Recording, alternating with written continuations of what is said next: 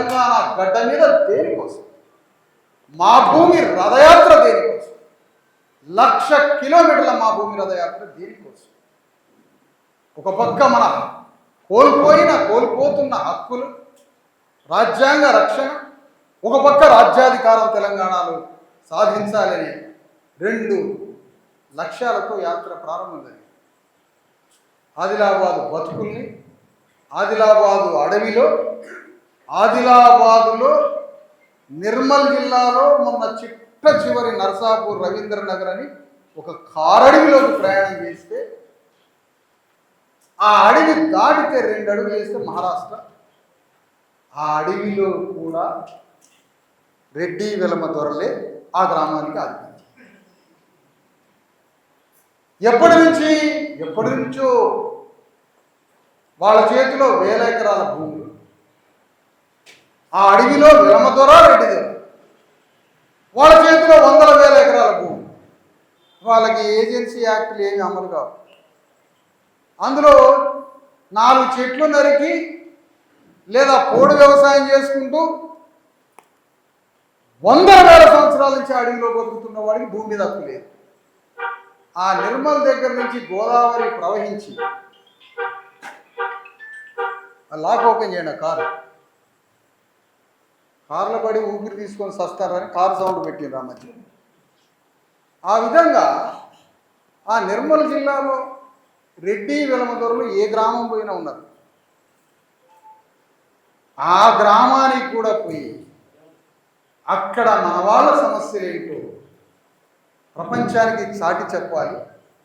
ఆ గ్రామంలో మనకు సెంటు భూమి లేదు, హాస్పిటల్ లేదు, ఇల్లు లేదు. అంత అడవిలో 1,000 లక్షల ఎకరాల భూమి ప్రభుత్వ ఆధీనంలో ఉన్న 30 గజాలలో కూడా ఇల్లు లేదు మనకి. అలాంటి దుర్భరమైనటువంటి పరిస్థితుల్ని ప్రపంచానికి చెప్పుకుంటూ మా భూమి రథయాత్ర ప్రయాణం కట్టింది. అదే సమయంలో బీసీ, ఎస్సీ, ఎస్టీ, జేఏసీ అక్కడ యాత్ర చేస్తూనే మధ్యలో తెలంగాణ గడ్డ మీద అనేక జిల్లాల్లోకి వచ్చి బీసీ, ఎస్సీ, ఎస్టీ, జేఏసీ ఆవిర్భావ జిల్లాలలో ఆవిర్భావాలు. సిద్దిపేటలో ఒక ఆవిర్భావం అయిపోయింది, వరంగల్ జిల్లాలో ఆవిర్భావం అయింది, ఆదిలాబాదులో ఆవిర్భావం అయింది బీఎస్సీ, ఎస్సీ, ఎస్టీ, నిర్మల్లో ఆవిర్భావం అయింది. ఈ ఆవిర్భావాలు ఏంటంటే బీసీ, ఎస్సీ, ఎస్టీ, జేఏసీ ఆవిర్భావం అంటే ఇది సంఘం కాదు, బీసీ సంఘం, అంబేద్కర్ సంఘం కాదు. ఇది ఓటు కొట్టలు తీసుకొని రెడ్డి వెలమ దొరల మీద యుద్ధం చేయడానికి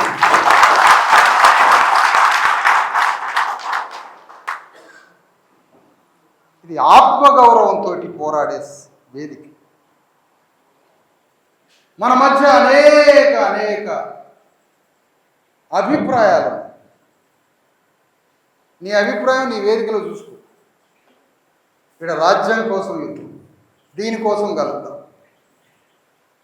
ఒక గ్రామంలో అక్కడ ఉన్న ఒక రెడ్డి దొర, కమ్మ దొర, ఒక వెలమ దొర, ఒక్కొక్క దగ్గర రెడ్డి, వెలమ, కమ్మ ఒకడుంటే ఒకడు ఉండడు. వాళ్ళు అండర్స్టాండింగ్ చేసుకొని ముందే ఊర్లు పంచుకున్నారు. దొంగతనాలు అనమాట. దొంగలు ఊర్లు పంచుకోవడం అంటే అక్కడ పుట్టింది సామె. వాళ్ళు ఊర్లు పంచుకున్నారు. కమ్మ ఆయన ఉన్న కాడ రెడ్డి ఉన్నాడు, రెడ్డి ఉన్న కాడ కమ్మ ఉన్నాడు, ఇద్దరుంటే వెలమ ఆయన ఉన్నాడు. ఒక్కో దగ్గర అండర్స్టాండింగ్ తోటి ఊర్లో కూడా ఉంటారు. అట్లా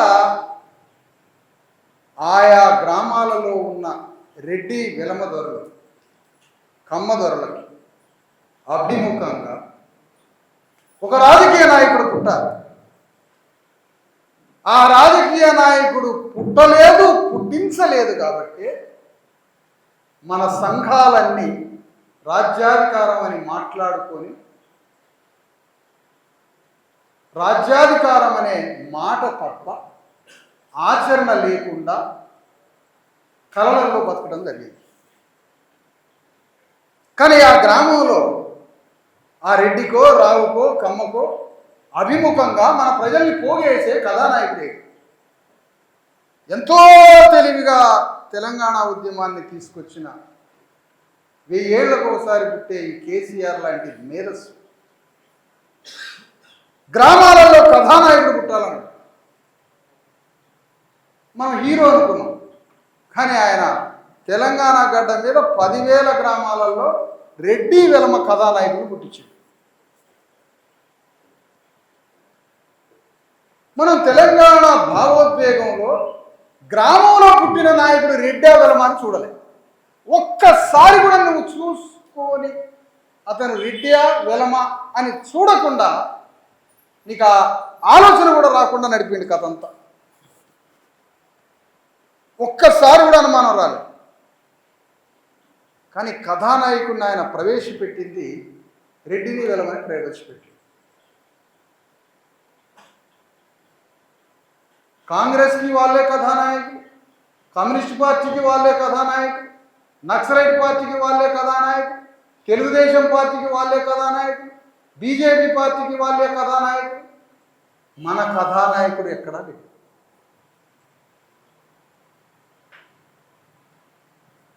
మన కథానాయకుడు గ్రామంలో పుట్టాలి కదా.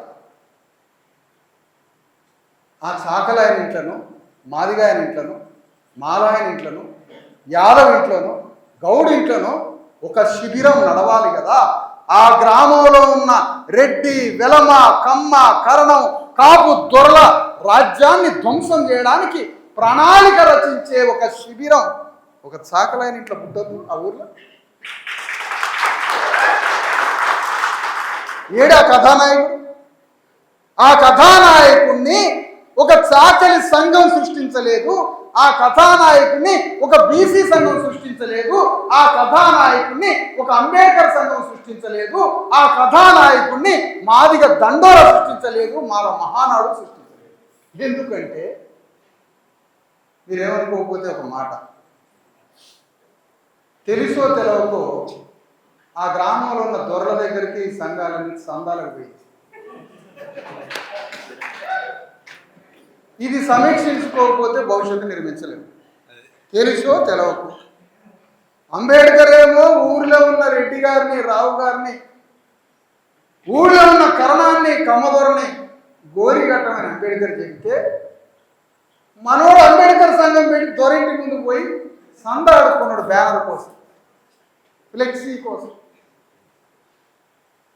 అట్లా అన్ని కుల సంఘాలకి పొద్దున్నే 7 గంటలకే రేవంత్ రెడ్డి కూర్చొని సందాలు ఇచ్చిండు 16 సంవత్సరాలు.